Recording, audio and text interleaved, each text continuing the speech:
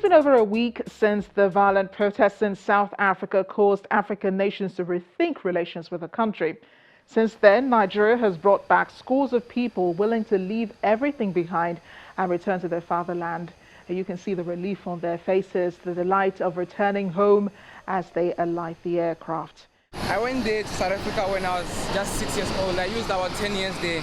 So coming back, it's a new experience, so I'm happy. Yes, I feel safe because normally even to go to school, like we're scared to go to school and all that. What exactly are they leaving behind? Now, businesses, families, and a life they have known for years, all left behind, not because they want to, but because they have been forced to. Trade relations between Nigeria and South Africa has grown from approximately $2.1 billion in 2008 to about $3.6 billion by 2012, and at least 315 companies trading in both countries. But the bulk of the people returning are not those who work in blue chip companies, but those who run small businesses, enough just to be able to provide for themselves and their families. And even before they were allowed to leave the country, the government of South Africa, we understand, brought up a new immigration policy, one of which was the cancellation of visas for some of the Nigerians, meaning that they would need to reapply for visas before being allowed back into the country. Now, I don't know about you, but this sounds like a blacklisting of Nigerians. It almost seems like, the attackers got what they want. Nigerians are leaving the country, and they're also ensuring they don't come back. The rest of Africa has been wounded by these xenophobic attacks targeted at mainly Nigerians and have taken action. According to the Zimbabwean ambassador to South Africa, David Hamadziripi, a total of 171 Zimbabweans were affected. 96 of them have decided to come home. The government of Zimbabwe paid for their repatriation. Reports say they left in 2 buses from Gauteng province on Thursday, September 12th. There are, of course, many more Zimbabweans in South Africa as they share a common border, which is easily crossed, and Shona is spoken in both countries. But for another South African neighbor, Mozambique, it's also been a tale of loss for them. The president, Filipe Nyusi, on Tuesday condemned the xenophobic incidents, issuing a stern condemnation of the act. A private-owned media reported that over 500 Mozambicans lost their homes due to the recent violence. The government is also working on the repatriation of affected nationals. So far, Ghana has confirmed 3 of its citizens were injured in the attacks. 5 of them were arrested. Madagascar called off an international football friendly with South Africa. Tanzania's Minister of Works, Transport and Communication, Isaac Kamwele, announced the suspension of scheduled flights to South Africa by the national carrier Air Tanzania, becoming the first airline to cancel flights to South Africa due to xenophobic violence targeted at mainly Nigerians. Air Tanzania will not be flying to South Africa until there is a written guarantee from the government that calm has been restored. More reactions have followed. Botswana has issued a South Africa travel advisory. Zambia shut down 3 South African malls and cancelled a football match with South Africa. You already know the developments here in Nigeria.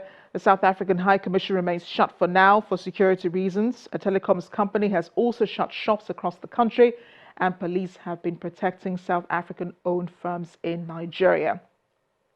In the meantime, the federal government will be giving those returning some stipend to help them get along to their final destinations. Meanwhile, the federal government is demanding compensation for those who've lost businesses as a result of the attacks in South Africa. The Nigeria-South Africa Joint Commission holds on the 26th of this month. Nigeria's President, Muhammadu Buhari, is expected to attend the high-level talks. There are many thoughts on why South Africans are insecure about the presence of other African brothers in the country, but it is clear there is one major reason for migration, and that is opportunity. Added to that is basic infrastructure, both of which South Africa boasts of. Nigerians especially come into the country and take advantage of the enabling business environment, creating startups that people never knew existed, but have long been there all along. So where are the jobs? They've been there all along. I want to bring in researcher of transnational migration, return migration, policy analysis, identity and belonging politics, migration governance and migration economics at the Arnold Bergstreiser Institute in Freiburg, Germany, Dr. Kweku Ayin-Sam, who is currently in Cambridge. Dr. Ayin-Sam, thank you for joining us on the program. Thank you, too. Why are xenophobic attacks rampant in South Africa, a country that the rest of Africa helped deliver from the hands of apartheid? Well, that's a very good question. I think what we should all be aware is that the xenophobic attacks in South Africa can start after apartheid. Actually, the period before apartheid, there were recorded cases of a lot of xenophobic attacks on foreign nationals. And we can see this in relation to Mozambique, the time where, because of the conflict in Mozambique, the apartheid government even making provision to take in some refugees. You had black communities actually preventing that, stopping these refugees from coming. So this has a long period. It has a historical connotation to it. But in recent times, what we see happening, actually, it's a couple of it's made up of a couple of factors.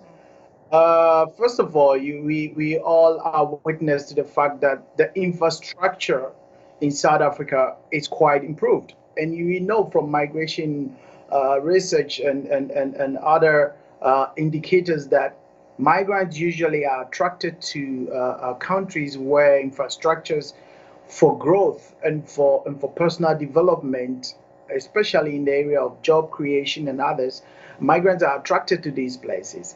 And we can see that in the whole of the continent, I mean sub-Saharan Africa, we see South Africa as having these structures that are there.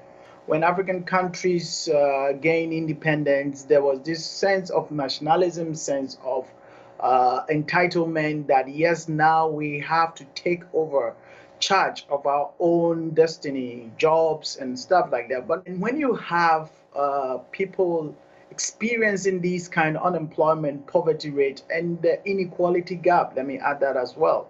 So you still have large chunks of the economy or the populace, more than 70%, actually only benefiting from 7% of the total economy or the prospects of the country. And Is then that, Dr. Kweku? Whose fault is that? yes, this is the problem that we're coming to. So it is actually increasing. This inequality is increasing. It's increasing because of the failure of the government that takes over.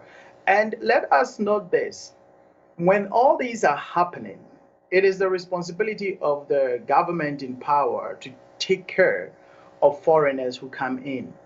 However, what have we seen from the past week? Yes, the rhetoric condemnation of the attacks has come in, but you see also ambassadors in different African countries actually, and the security forces in South Africa putting the blame on immigrants in terms of crime and all this. And however, we should note that South Africa doesn't collect data, criminal data on xenophobic attacks or this crime in terms of nationality and others. So how do they come up with these statistics?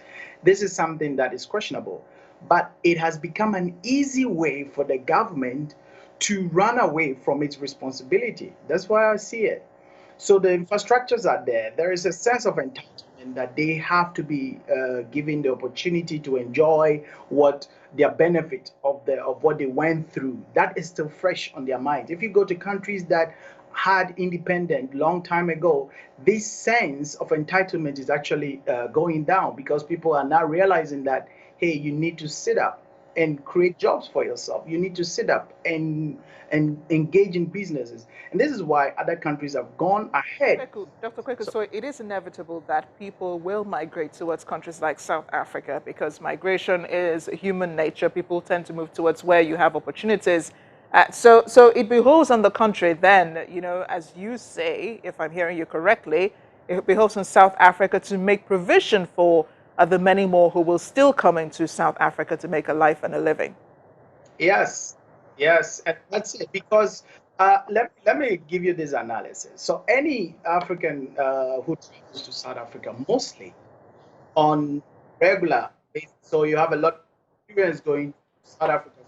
They go there with some sort of financial resources to actually start something. They go to meet a populace that is in poor communities. So the moment they enter there, they are far better than the community they go to meet. Okay. So when they come and they invest their money in the system and people see that they are making progress, of course, they would associate that to the fact that they had come and prosper in the country, forgetting that people come in with already some level of resources. So the responsibility of the government is to continue to let the people understand that the people coming in, instead of just blocking them with criminality and all that, show the positive sides of migration as well, because migration is very positive for South Africa as well, and for the people who are engaging in that as well. So a major solution then to mass migration, whether it is to South Africa or anywhere else for Africans, is good governance, an enabling environment, and of course the provision of basic amenities and infrastructure. How then can citizens keep their governments accountable in this regard? Because that's really the main problem, with many African countries. Well said. Yes, yes, and that's why you have a lot of migration governance experts always advising governments. Many people travel to where there are favorable conditions. So the responsibility. I mean, it is okay when the Nigerian government boycotted the World Economic Forum in South Africa, pulled their ambassador. These political gimmicks are okay. It's in the right direction. But the real truth is that there needs to be the infrastructural development, the enabling environment needs to be created in the home countries as well. So the responsibility, actually, I'll put it on all civil society, including the media. It's high time that we hold governments responsible towards simple, basic things in governance, making things work in our countries. It is very basic. When we don't see these basic structures improving, we cannot talk about the fact that we are retaliating what South Africa is doing and the rest. And I think that government and you see the Nigerian government responds to issue of shaming. This acting when it touches on the image of the government, when it touches on the image of the country, the government will react. So these approaches need to be adopted by the general populace to put pressure on the government. I mean, the sense of hopelessness and all these things needs to be reversed so that people see that when they put this same effort they put in other countries, in the home country, they can make something out of it. Dr. Kweko, it has been a pleasure speaking with you on Diplomatic Channel. Thanks again for joining us on the program. Thank you.